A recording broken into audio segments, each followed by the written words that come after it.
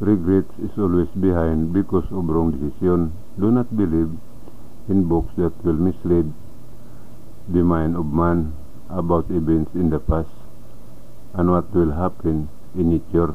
Believing that it will happen is a lie because the believer sees something. It is time to learn the words of time.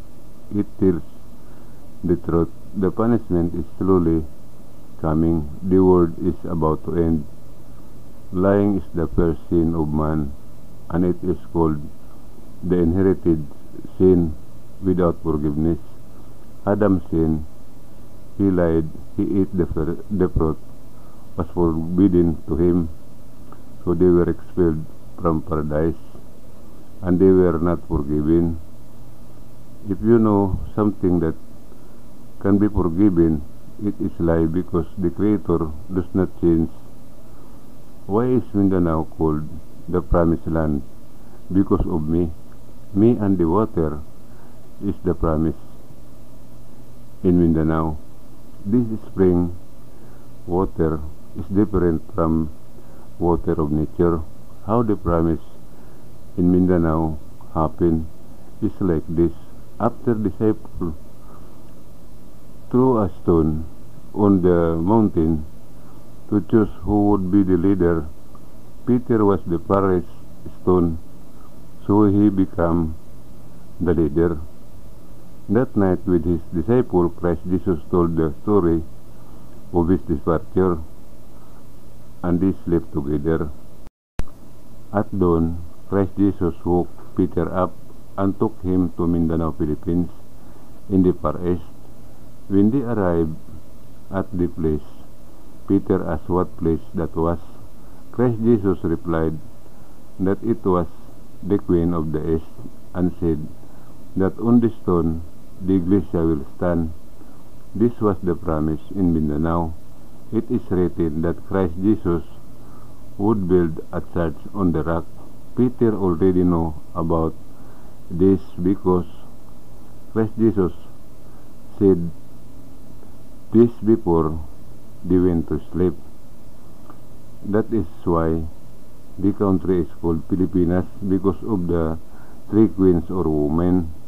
These are Luzon, Visayas, and Mindanao. The Iglesia will put the Spirit in the water. Those who want to drink the water with the Spirit will promise to obey the will of the Creator,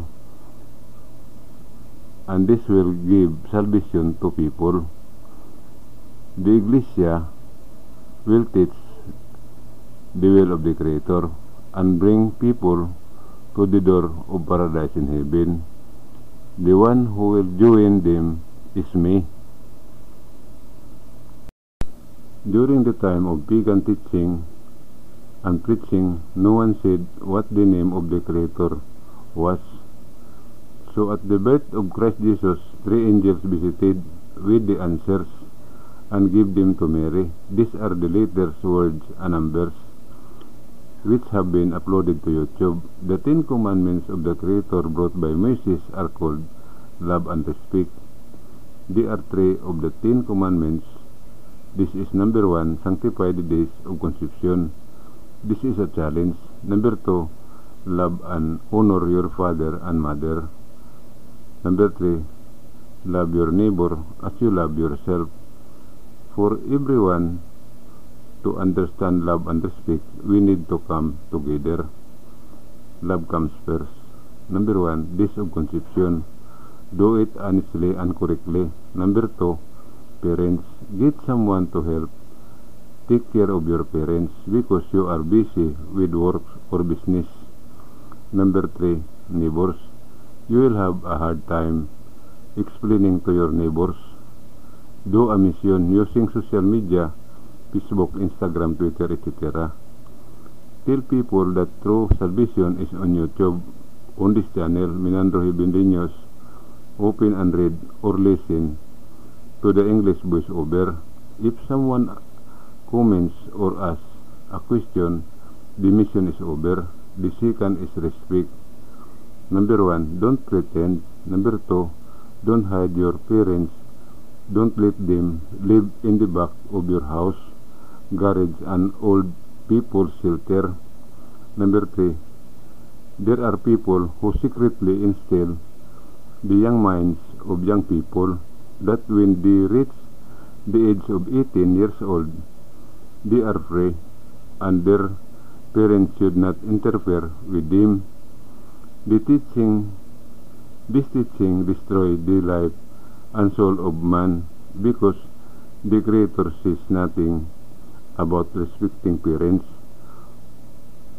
For all those who have done this teaching, punish them endlessly. All the lives and soul you have destroyed will be ones who push or throw you into hell when the end of the world comes. Do not warn the body of a person. Do not disturb or dig up the grave of the dead because they have already reached their final destination.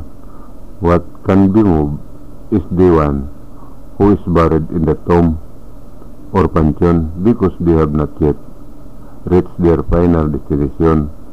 All the souls who are burned and those who are dug up in the grave will meet those people who do and command when the end of the world comes.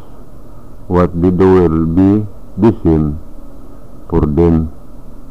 To all who do love, you have entered the challenge called eternal life because you enter without going through death. Going through death is called the second life. I do not convince people. Everyone has a mind. When I will appear in person or do a live presentation, that is what I do not know. Lucifer was the first angel created. He was given half the power of the Creator, similar to his own power. He was a kind angel, and he gave the spirit of life to man.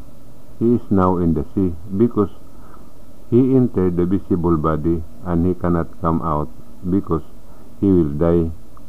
That's the law of the angel, not to return so as not to die. Judas was a childhood friend of Christ Jesus and his best friend. He was a kind and loyal friend of Christ Jesus. Lucifer and Judas are both kind. They are not evil, because contrary to what you know, open YouTube Minandro Heavenly News to know the truth. All your questions, the answer are uploaded to YouTube. Read all the videos. What is missing is how to drink water with the Spirit.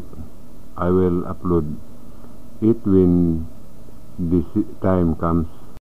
I do not convince people that everyone has their own mind. The Creator did not create evils, angels, and Christ Jesus did not make friends with evils.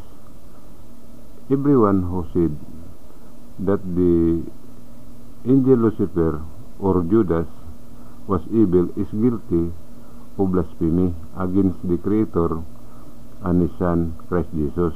Everyone who says that Lucifer is devil, evil, Satan, etc., when the end of the world comes, Lucifer will take all their souls to hell to show them that he is a good and kind. No soul will be saved from them because he has given half the power. I am only telling the truth so that everyone can prepare for it.